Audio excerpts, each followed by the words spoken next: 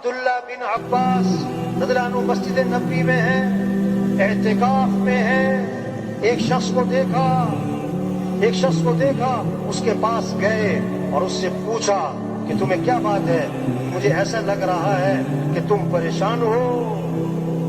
یہ شریعت کا مزاج ہے، لوگوں کے چہرے پڑھو، لوگوں کی زندگی سے اندازہ لگانا کون ضرورت مند ہے، کون محتاج ہے، کون پریشان ہے، میں کس کی مدد کر سکتا ہوں۔ پریشان لوگ نہ ملیں۔ عبداللہ بن عباس جب اس کے پاس گئے اور فرمایا مجھے لگ رہا تمہارے چہرے سے کہ تم پریشان ہو۔ کہا جی آپ نے صحیح پہچانا ہے، میں بڑا پریشان ہوں۔ اب پریشانی سنیں، پریشانی کیا ہے؟ میں نے کسی سے کچھ لینا ہے اور وہ دیتا نہیں۔ پریشانی کیا ہے؟ میں نے کسی کا کچھ دینا ہے اور میرے پاس ہے کچھ نہیں، یہ پریشانی ہے۔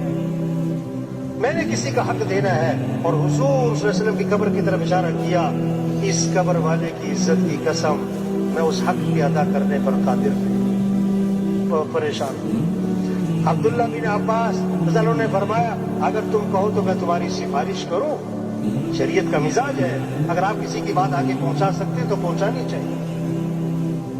انہوں نے کہا آپ کی مہربانی ہوگی۔ جوتا لیا، مسجد سے باہر نکلے اور چل پڑے۔ اس نے راستے میں کہا حضرت آپ بھول گئے، آپ تو اعتکاف میں تھے، بھول گئے اپنا اعتکاف؟ کہ نہیں بھولا نہیں ہوں، مجھے یاد ہے میں اعتکاف میں تھا اور میں پھر بھی نکلا ہوں۔ پتہ کیوں نکلا ہوں؟ حضور صلی اللہ علیہ وسلم کی قبر کی طرف اشارہ کیا، میں نے اس قبر والے سے سنا ہے اور ابھی زمانہ زیادہ نہیں گزرا ہے، اور یہ کہہ کر آنکھوں میں آنسو آ گئے۔